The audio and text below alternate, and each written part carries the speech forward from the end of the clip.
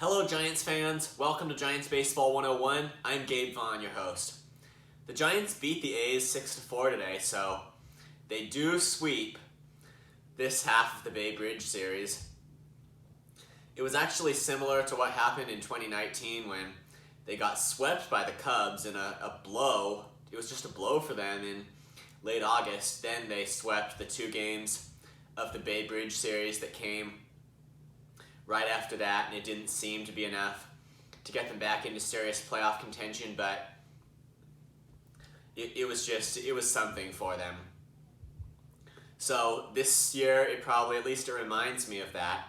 The Giants get swept by the Dodgers in a series that's just not good. Then they go back to win both games of the Bay Bridge series. They are showing good offense, that they still have some of that.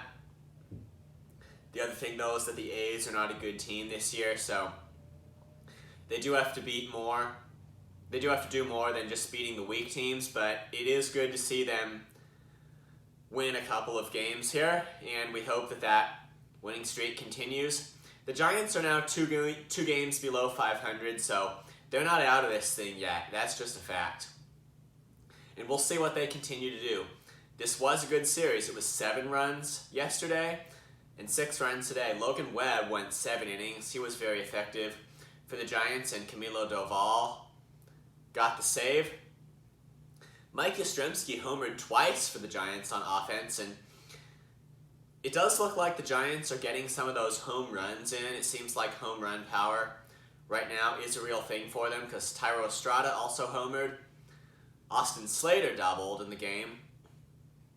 So 6 total runs. But yeah, I think that home run power, it does seem to be coming along.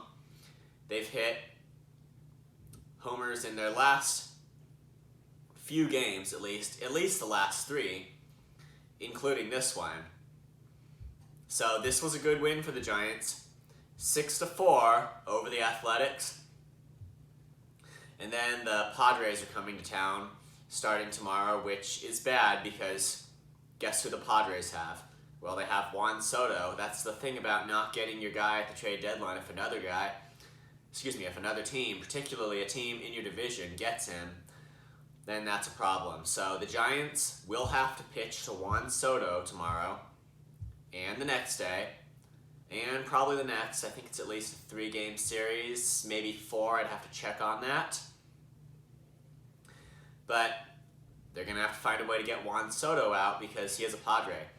And I'm just going to take Farhan Zaidi at his word that he was talking with other executives about possibly landing Juan Soto for the Giants. That's what what he said about his actions at the trade deadline, that's really what I take that to mean, that he was, until the very end, still thinking about landing Juan Soto, although we had not heard too much about it, and certainly he was not viewed by the media as a top.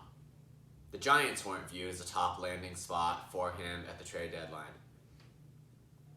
But Zaidi still says, I think he means that right up to the deadline, he was thinking about getting Soto if there was a reasonable way to get him.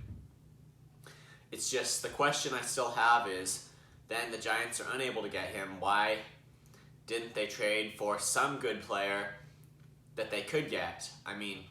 So they traded for J.D. Davis. He's looking good, but, from their perspective, and from the Mets' perspective, Darren Ruff might be just as good. He doubled in his first at-bat with the Mets, so they're probably pretty happy to get him. But J.D. Davis is also looking good with the Giants, at least so far.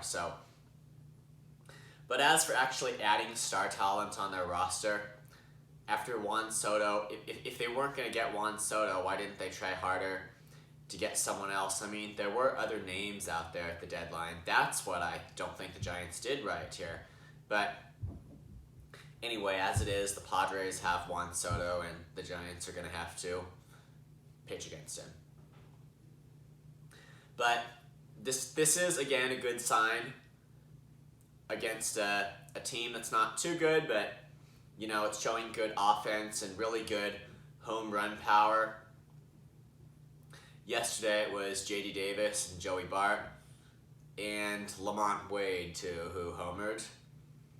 And today, 2 homers from Mike Yastrzemski, 1 homer from Thairo Estrada. So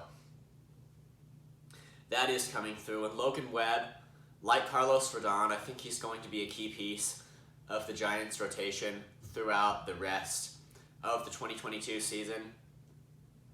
And the other guys, like Alex Wood and Alex Cobb, we're just going to have to see how they come along. I mean, I can't say right now whether they're going to be good. We'll see how they come along. And Jacob Junis, he's the other guy in the rotation that I believe does have a pretty good ERA this year, so we'll see if it stays that way. And then the offense is just going to need to be timely enough in backing up the Giants, getting them run production, and all that. So that's it for today. We'll see how they do in their series against the Padres. This has been Giants Baseball 101. Please subscribe if you have not. Also, please email me with any questions or comments at gabrielvaughn89@gmail.com, or just leave it in the comment section on the video. Thank you. I'll see you next time on Giants Baseball 101.